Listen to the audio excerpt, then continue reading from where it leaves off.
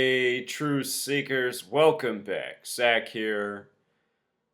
I am making another attempt to reach the flat earthers.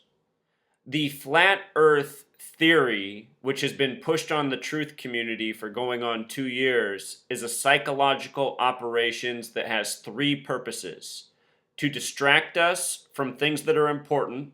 For example, we live on Earth. It doesn't matter what shape Earth is on fire. And for all of you who've made it your priority to argue what shape the Earth is while the Earth is on fire, just think about what you're doing. People such as myself are trying to expose what's going on in this world and what can be stopped if enough people wake up. And in the time I've been doing that, this Flat Earth Psy-Op has come along and made a lot of people pick sides. They need to decide what shape the Earth is all of a sudden. Anyway, the purpose of Flat Earth is to distract, to divide, as it has done very well. Something I've been pointing out since the PSYOP first came along. And the third thing is to discredit, to make us seem nonsensical, not reasonable, not well educated. The Flat Earth is a PSYOP. It is undeniable.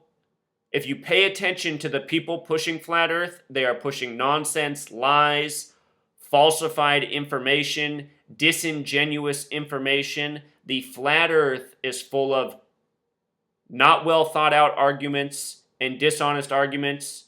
As proof, I'm going to share with you this video exposing Eric Dubé, one of the leaders of this PSYOP, and just how poor his research is, how dishonest his research is. This is irrefutable information. Irrefutable. If you think Eric Dubé is trying to sell you something to give you more knowledge, you are wrong. This is somebody who's being paid to mislead you, as many shills in the truth community do. I am not one of them. If I were a shill, I'd be pushing Flat Earth because I've seen what it's done for channels. It's given them way more subs, way more likes on their videos. It's given them the cult following that is the Flat Earth. And I'm not willing to sell myself out or what I'm here for to support something that I know is a lie. Again, something that's meant to achieve the 3Ds. Distract, divide, discredit. So with that said, we're going to get into this video, taking apart Eric Dubé, said to be the leader of the Flat Earth. And then the final video will be a model of what the Flat Earth would look like if we really lived in a Flat Earth based on what the Flat Earth community is selling. And before we get into these videos, I want to send a message out to Jeranism. Jeranism really did not appreciate the last video I made about the Flat Earth. And I said to him, it's no disrespect to him. I said as a bright man, which he is, as an intelligent man, he should be diverting his energy into more important topics than the Flat Earth. The Flat Earth on the totem pole, in terms of what's going on in this world, it doesn't rank, you guys. Look at what's going on in the world. Needless wars, poisoning of the skies, the food supply, the television's toxic. There's a lot of things we need to put an end to that are causing real harm in the moment. The debate about the shape of the earth,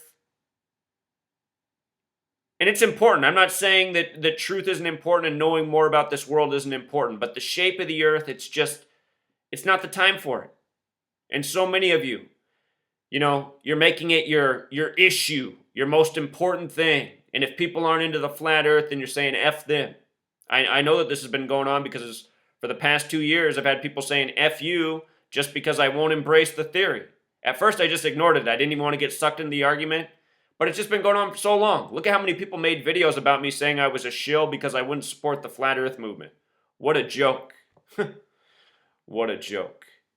So we're going to watch these two videos. Eric Dubé, this video really takes him apart. It's undeniable. He is preaching lies, mistruths to deceive intentionally. Please watch. Please listen. Flat Earth is a religion. There is no proof for it. Think about the odds at this day and age that nobody's recorded the ice wall supposedly surrounding the Flat Earth. It's just not realistic. That's a secret that would be impossible to keep. At this day and age with flight and ships, Critical thinking, not strong in the flat earth community. There's good questions asked there, there's smart minds, but a lot of you have been took. So with that said, let's jump into the videos. On the forum, thepostalservice.yuku.com, user psmith85 has begun dissecting Eric Dubé's many lies contained inside his 200 Proofs the Earth is Not a Spinning Ball fraudulent book. There are so many examples, it would take literally an entire video series to get through them all, because Eric Dubé does hardly any explanation when he makes his insane claims. But here are a few examples of Eric Dubé's complete nonsensical claims which are not true. At 40 minutes and 28 seconds in the video, 200 Proofs the Earth is Not a Spinning Ball video book, the claim that skyscrapers can be seen from Apple Pie Hill, which is 205 feet, for a distance of 40 miles is made. However, Apple Pie Hill is 205 feet tall, but there is a 60-foot observation tower on top of the hill. Furthermore, the Philadelphia skyscrapers are only visible from 30 miles away, as the hill is 30 miles away from Philadelphia, and not much of them are even visible, not 40 miles away as Dubé claims.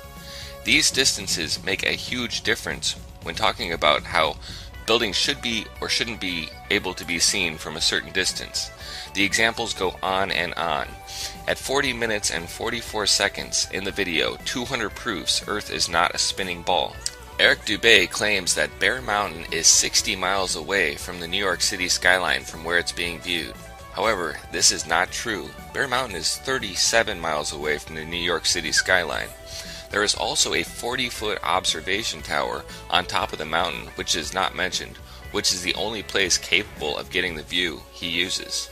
Again, this is an exaggeration of 23 miles and the omission of a 40-foot observation tower.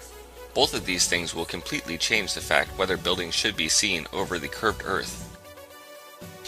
At 41 minutes and 16 seconds into his video, Eric Dubé claims that you can see the skylines of both New York and Philadelphia from Washington Rock. However, this isn't true. You cannot see the skyline of Philadelphia from Washington Rock, and Eric Dubé is the only person to have ever made this assertion. New York is of course only 26 miles away, so it should be visible from 400 feet.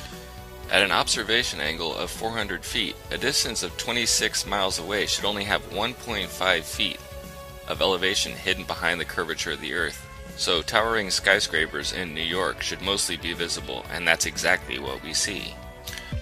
At 42 minutes and 12 seconds, Eric Dubé asserts that the Queen said they were able to see the Grimsby Dock Tower from 70 miles away in Hull. The only problem with this is Hull is only 15 miles away from Grimsby. Is it possible that Eric Dubé has no clue whatsoever what he's talking about? Or is he maliciously inflating numbers over and over again? From the furthest point in Hull, the Grimsby Dock Tower would be at most 23 miles away. So where is Eric Dubé getting 70 miles from? Even though Eric Dubé is off on a distance of about 55 miles, do you think he will ever make a retraction or tell his viewers and listeners that he was incorrect? This is an enormous mistake to make, and time again, Eric Dubé inflates numbers to create his own points. It's as if he's making up these numbers as he goes along. Another interesting thing about Eric Dubé's tall tales is that most of them come from hundreds and hundreds of years ago. Why is it we're hearing stories about people that allegedly viewed things hundreds of years in the past, and we're not seeing these things replicated today using modern cameras and telescopes? Why is it we have so many historical references and tales that apparently cannot be reproduced that are regurgitated as if they're fact? Why are we not looking at the actual views? Why are we not looking at the actual distances? Is this guy completely making everything up as he goes along? Why bother making a lighthouse taller than 50 feet on a flat Earth? Let's take a second to think about this.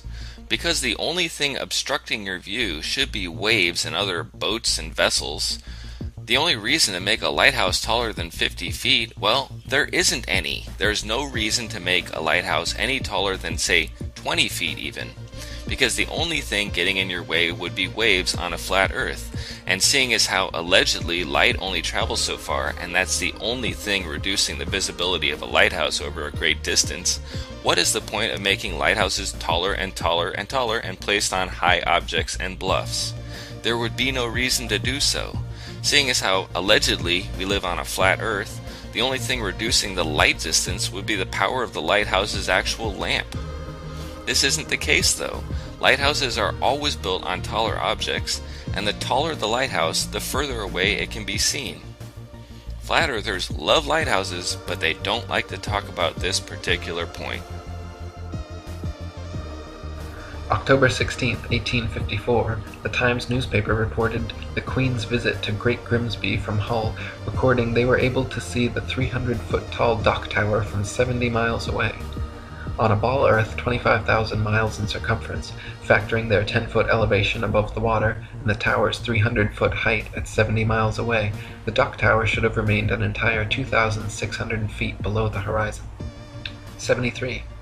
In 1872, Captain Gibson and crewmates, sailing the ship Thomas Wood from China,